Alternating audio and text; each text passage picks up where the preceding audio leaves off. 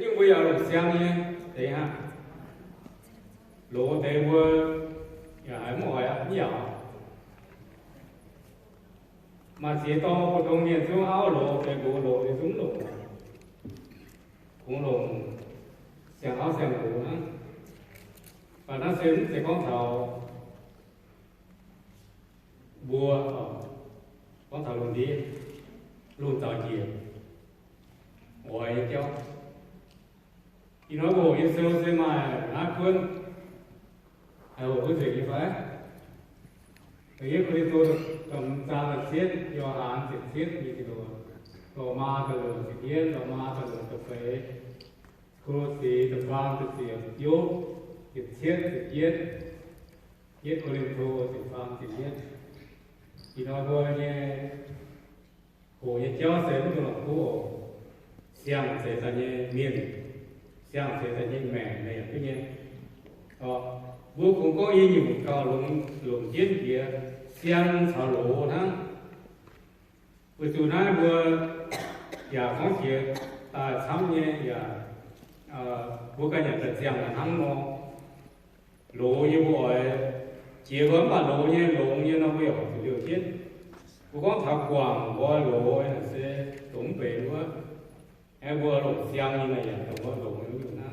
tổng vô hoài nó về cũng lộ vừa còn bị nhau thì nói với tổ như sâu in hấp là đâu và chắc là tiền trèo hổ mà vô tạc cầu đi thế nào của nó sâu hắn nó bùi vua liều thế này ấy nó chỉ nhau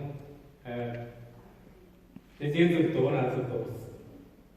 nhưng mà tên tổ sâu là cả áoพ่อ mình thì nói với thế này lên tổ lênพ่อ mình nó vô tạc cầu là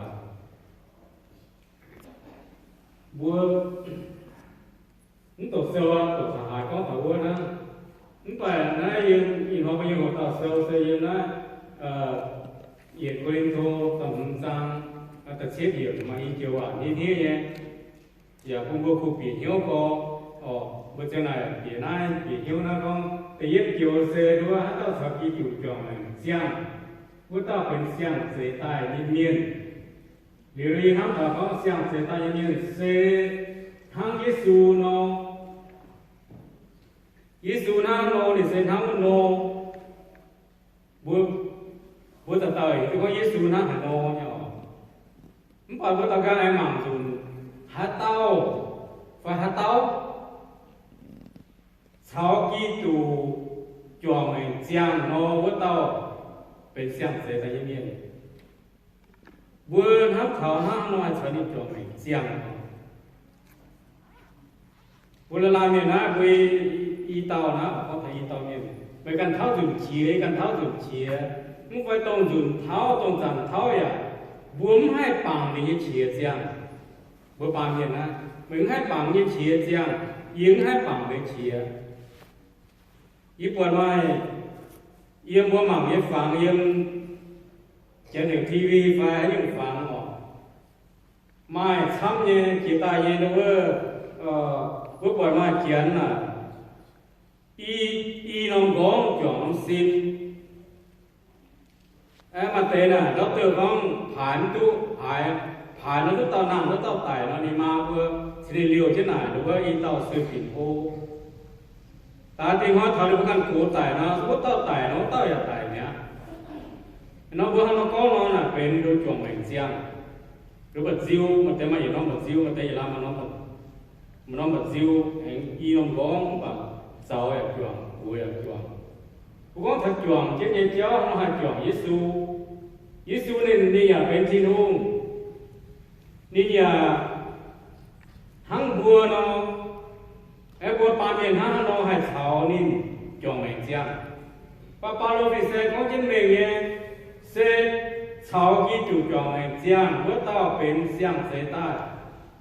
sẽ thảo Giêsu cho mình xem sẽ có từng thảo chính nông chĩa từng bữa thảo chính để chĩa hắn sẽ từng này từng Giêsu hắn nó cho vua xin đi yên hắn nó cho ông nhiều nè ý lệ con này thân cho mình xem vì như vậy trong bố con thầu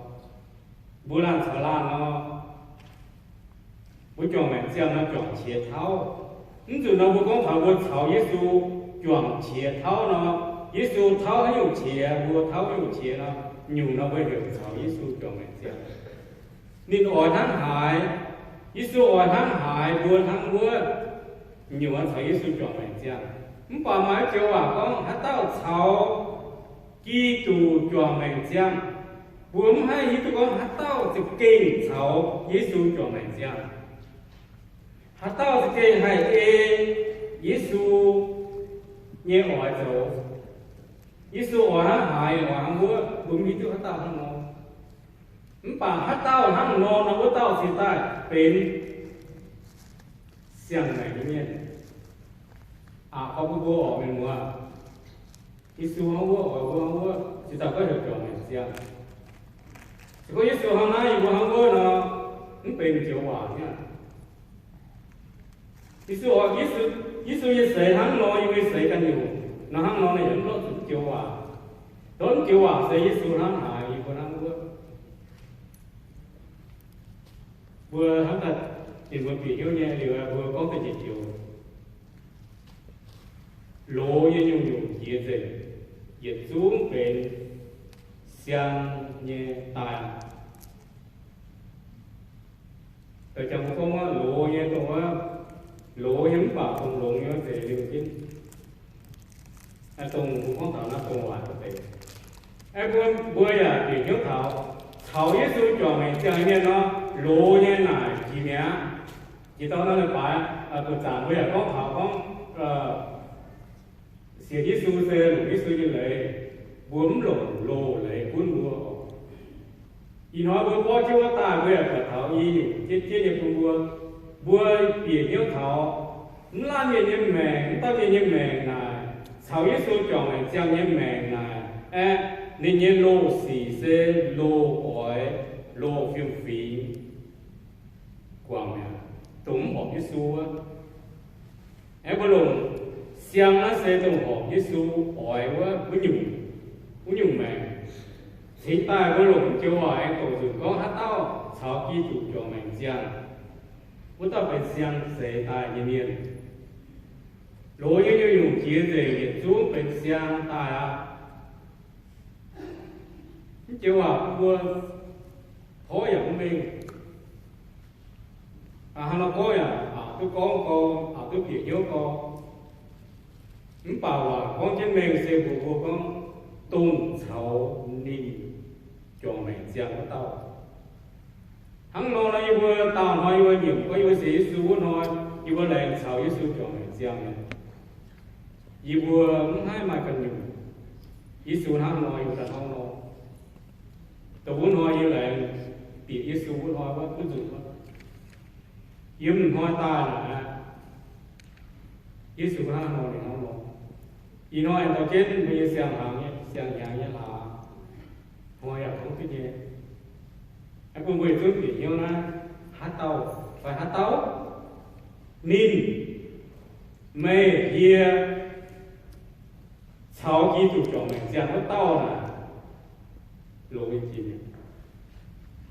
vừa bị nhau thằng nào chúng tôi nữa cô có thám thảo cho mình xem như lẽ mà dùng Giêsu nói hay nó xem phải xem hay dùng mẹ nhìn và ăn cái nó xem cho bố con dùng nhá em vừa tao kịp sâu tài của vừa con cái Facebook ta nhảy sang thì hiểu con xe thiên hu như vừa tao sẽ vừa tài con vừa thảo kịp của Giêsu cho mình xem chẳng thiết sử dụng về yếm sẽ tàn dấu cú xì tôn thiên hùng cho đảng mình lấy chẳng ỏi vừa dấu như cú xì sau Giêsu chọn mình chẳng sẽ tôn thiên hùng liều sẽ vừa tai đi cái vừa tai sẽ vừa tai ỏi vừa nắng hai nó mình hang nó ỏi vừa nắng nó nữa sau Giêsu chọn mình chẳng thì nhớ nhau chạy con nè, y hóaอย่างhai chọn mình xem, nên cần tháo dụng chia, cần tháo dụng, nếu anh chỉ xin diếu, anh chỉ xin sai, 把朝耶稣讲明下来，耶稣其实少，不也其实少，耶稣其实在，不也其實在，耶穌愛他們不也他們是大講，面這不大，面做故事愛不也做故事，จะด่าหรือเลยเสียงบัวแต่做故事，ห้างมี做故事เนาะเป็นยังไงเนาะห้าง耶穌做故事เนาะอย่าบัวอย่า做故事一面。你做公務啦，做故事也重要嘅。羅嘢字呢，也分間世代呢。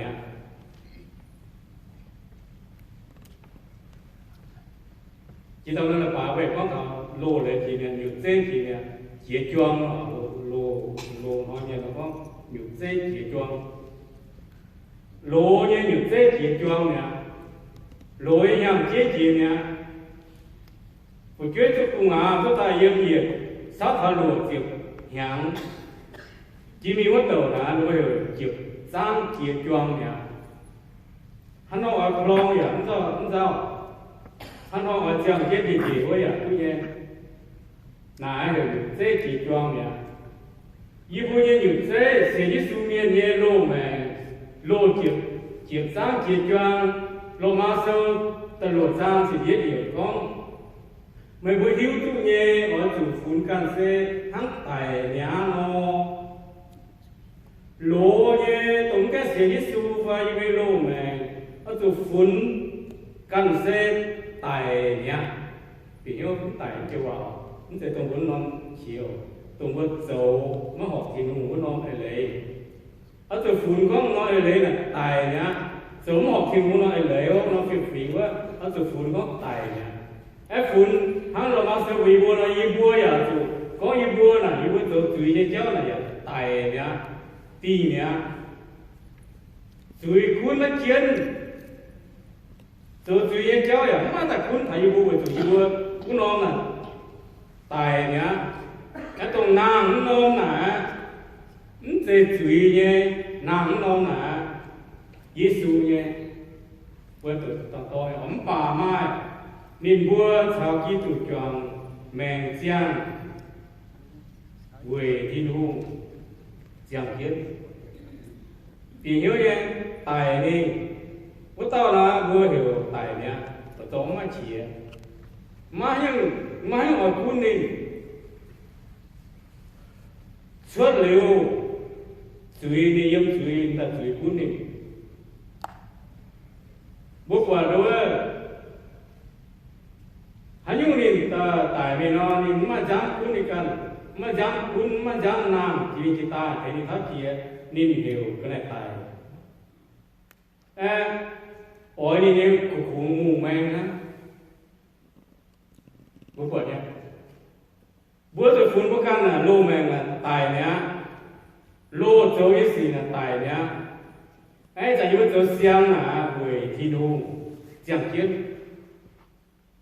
lỗ như tài nhá lỗ như ỏi vì cháu là chân tài và cái này tài ngu má tài xe ỏi nên như xe ỏi cái này tài như cái bây giờ tôi phụ như bố căn tài nhá út tế là tế cái này hoài tế là tài nhá bây giờ thấy thiên hùng chẳng ná xe về thiên hùng chẳng kiến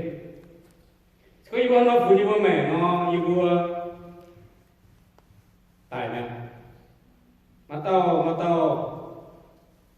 chuyện thì có thầu lô mẹ tài chứ thì có bố hết rằng chỉ thợ bà to họ tụi tôi bố cần bố tài chứ bố vì hiếu nói này hả vì thợ phải phải yên biết su yên giang hồ là bố tụi phun bố con bố tụi tôi bố cần bố tài chứ bố ê lấy là lô mẹ bố cần ở chỗ như gì là tài nhá tôi bố cần dùng ngoan và dùng tài là đi em bố lồng nam nhấn non là nam nhấn là buổi thiên u giang buổi thiên u giang buổi bảo tông quân thiên u giang buổi yếm học thiên u non là yếm học thiên u tôi bố non là tài nhá thì thà giang yang bố bố non là tài đi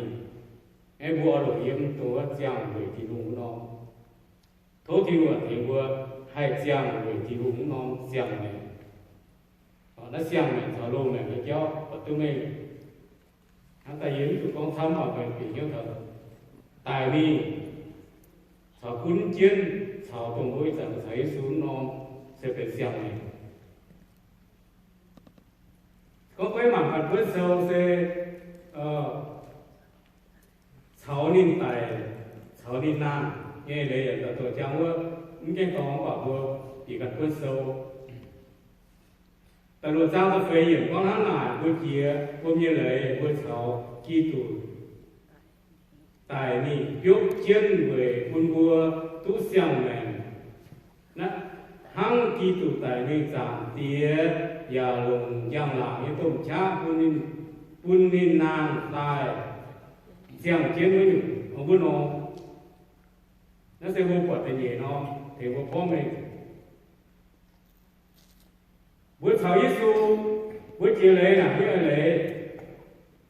Giêsu thì nhớ lễ thì lễ sau Giêsu tại nhá Giêsu tại buôn hoa nàng lúc lễ cùng với Giêsu thấy Giêsu tại đi nam tán non xe dân làm nhé tại bữa non xe tại nhá nó tu của tụi mình với luôn này tại nhá sẽ nam tán non xe cần non y công việc của nhiều người khu bây giờ để công việc của mình chẳng hạn hay cho sự công tư y ba mỗi nhà tôi doang người nhiều nhà nhà mà đi sản xuất được mong tàu đi tại nhà tàu dung á rồi tàu dung mà tàu nhà ma nhà là dẻo tàu đây buổi gì có chiều về cũng sẽ không ấm ngon nha tàu với tàu với thì có sẽ nha chiều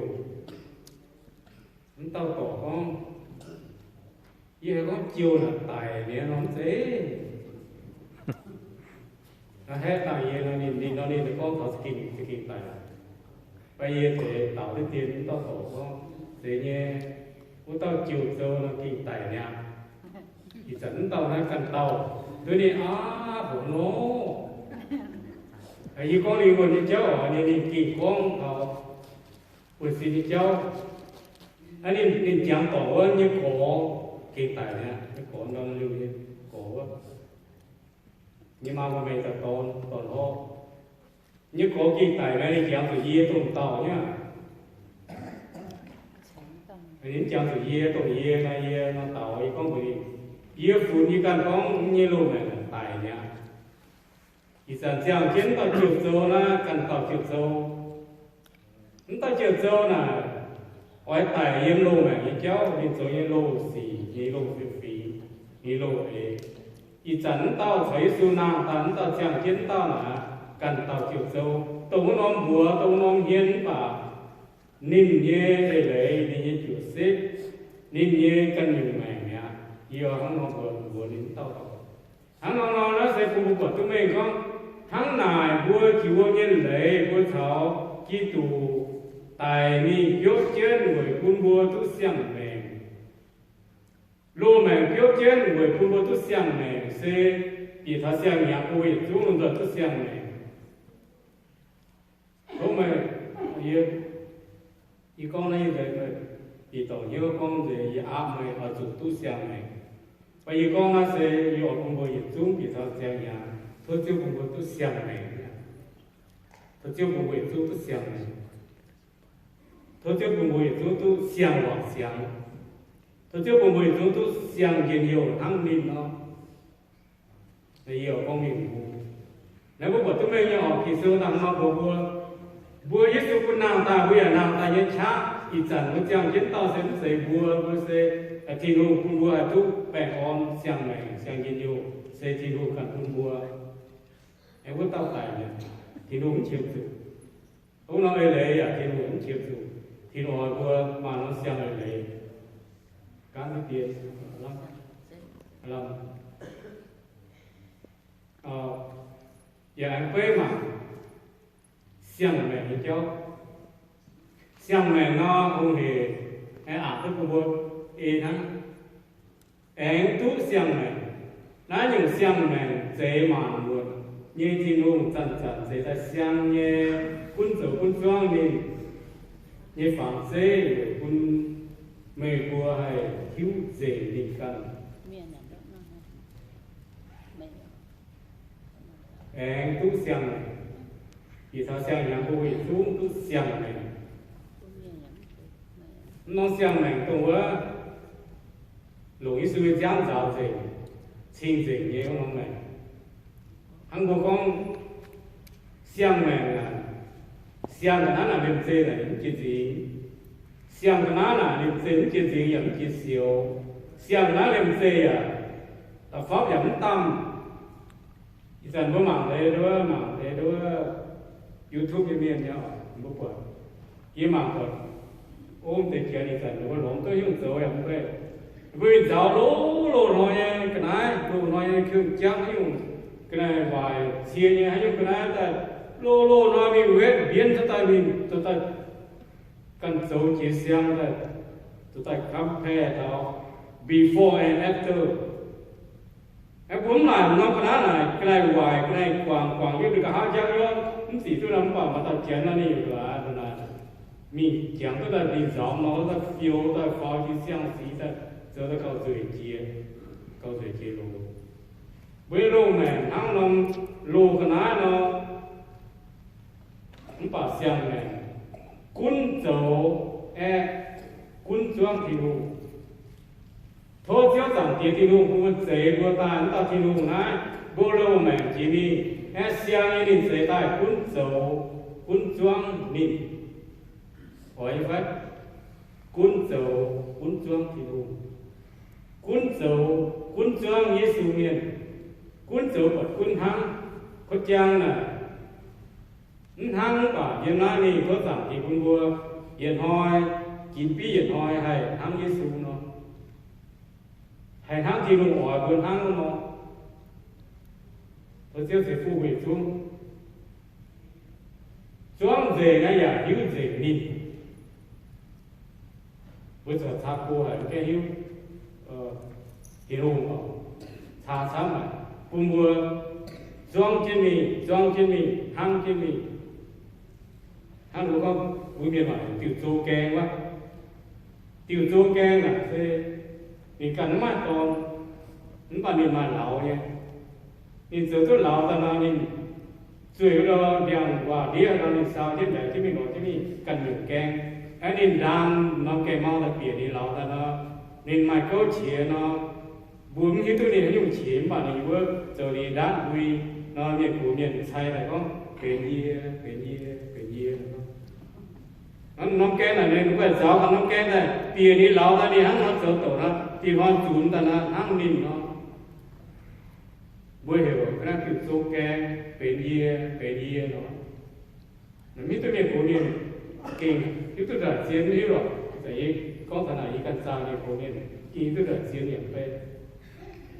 bà bố mảng thảo chỉ luôn thế bữa ta mặn bên gì thì luôn là sống thế nhé nhá choang gì ý nói có choang tức tệ nhà bây giờ không phải tôi hắn có cái choang thì luôn cái hiếp để thì luôn á thì nói cuốn dầu bền hay choang để thì luôn nó xiang này hay choang để thì luôn vừa con kèn ya tiền nhau con vừa học toàn học xia ya hai xeอยู่vừa học mình được hòa ta giờ tổng tốc hòa hồ tây ya thắng của miền đó bố cả niệm hoang mà tàu lăng ta ai xin xuống bùi bảo cái giờ yung rất là miền hiện bùi không niệm hoang là phiền phí phụ là phí thắng đó bữa là làm gì nó chỉ là con chịu vui nhau, ý em ta vui à, thì năng gì thì năng, nhìn con vui, thì yêu hoang là phiền phí được là phí năng đó, nhìn của không vui thì nói à, cuốn dầu, cuốn hăng, mới xây cháo, mới xây ly, mới xây pan, giáo ta lồng ta, thì hoa nhìn con thì yêu hoang là phí năng đó, là xây phiền phí, xin số năng ta, hai con bảo với phiền phí năng cả nhà phiền năng cả hiếu lùng này ở phiền năng hiếu lùng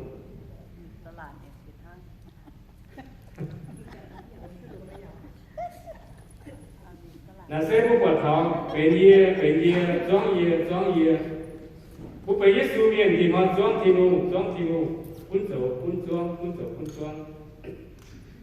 其他一样节的讲我们还庄题目吧，也那没多少也这题目，谁我的想的滚走，滚庄题目，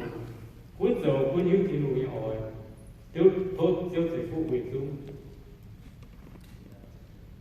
ไปยังที่เนี่ยไอ้ตัวผมมาผมเตะเลยก็ไปยังที่เนี่ยยกกองเยี่ยนี่หน่อยเยี่ยเนี่ยยี่ตายี่เสเสยิมหิวน้ำเนี่ยต่างเนี่ยแต่เสก็เขาวิโรวิโรฟิวิโรสีbố ta như thế, bao lâu thì sẽ không, bố cho sự quyết định bố nhận nhiệm vụ, bố nhận mắm bì, không phải, thảo bố cố là nhận mắm bì là hắn muốn bị như vậy à, vô được con thảo, bố nhà kế chỉ được theo hồ, hắn như này con,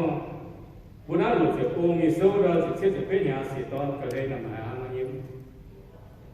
hắn chọn như thế, hắn như thế. Có lúc cái quan niệm luận miền cũng xia hồ sơ như tôi như quan niệm bukan tentang yang cố thảo đâu cho mong xia mà ai ám biển nắng ya một số viên trong một chuyện này một số viên yang chế chuyện này cũng quỳ được qua ấy bữa sáng sự này họ thôi trước thầy mình nói mình tông lỗ nhé được chế một chỉ gọi ấy bữa tôi xem được chế lỗ nhé bữa tàng mình tổng với ý con nó sẽ tổng dạo rồi chẳng chỉ còn con tổng dạo nhưng một điều kia vừa miền chủ miền kia rồi con thấy vừa tao sẽ to chỗ chiến lược là hú béo à ye bây giờ này là vì con ye họ này cho con vừa miền chủ miền ấy đóng quả chiếm để cái ná gì nó còn nó vừa xin tốt quả chia nhau cái cổ cả nó giống như xin tốt quả vùng phong quang để nó ở nhiều thì mỗi miền chủ miền đóng quật chiếm thì nó là phụ về chặt gì như nó nhưng mà đó miền về miền nó khổ gắn đó miền hồ mỏ như chuyển chuyển cũ nó khô với hồ mỏ đó miền nó tới chuyển ra rồi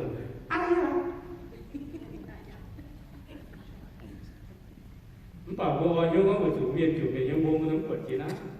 chỉ nó về khu khô vốn hắn thở xiang thở lỗ ở đây con nó sẽ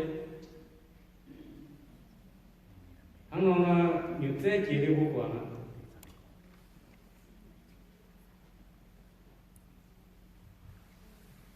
em vô quản được không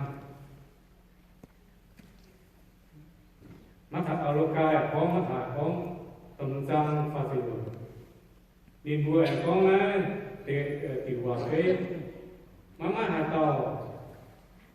mà ta biết rằng lùi tại bia lô lùi hàng ngày nó cũng biết hoài rằng lùi hàng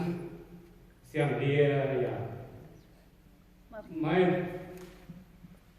họ mất quỷ lô gì nó sẽ có thảo thì phải rằng nhà cũng tôi lô lấy lô phiêu phí ra lô cô lô mà muốn hiếu phải những cái nhiệm vụ của mà cô lô nó kinh mặt chú lô thôn nghe chả nói mai cũng nằm của ấy là nói bởi như cụ vốn như cụ hiểm như tôi như cụ vốn thì tỏ xiang như đi là bia với lô hồi hiểm phải cũng như không phải tỏ với lô bia xiang họ lắm nằm thôn mà em bảo kỳ sâu là vì vừa nó sẽ lại vốn tôi tỏ lô lấy tại chỗ cái xiang lấy lô tôi tỏ với lô phiền phí là chỗ cái xiang phiền phí anh nói là bà bây giờ tôi có mèo bây giờ mới xiên xíu mới lột xiang lấy ha mới xiên xíu vẫn lột lấy bây giờ bây giờ bị như thế này liệu nó về cả là bố mà thì nó mình thôi chứ thành bố lối như dùng kia gì bố mà xiang hám thằng kia sâu như vậy bị bố xiang mặc của xem gì bố mặc của thì mình cho xem mặc của bố thôn là bố đang làm hoa mai như họ Với phổ thông em gì mà còn là nó nói vẫn đọc còn nhé ỏi rưỡi ỏi thì lúc nhé dùng giấy tay nhé đúng không chỉ nhàn chỉ dùng của công chỉ và phần gì mà rồi vì ta xem nhà thôi cái lúc thiếu vì ta mà còn thì lúc mình cháu thì lúc nhé sâu thì lúc nhé hòa xì rồi xem xì thì mà cần thái với con thảo tôi tạo xem áo đúng hơn là cái gì con tôi xem áo là nhưng mà cần được tao thì không được là tôi tạo áo nên tôi xem xì cho ta hên hoa là nên thì kéo nên chỉ kia những bài hoa của mình nhớ sửa bây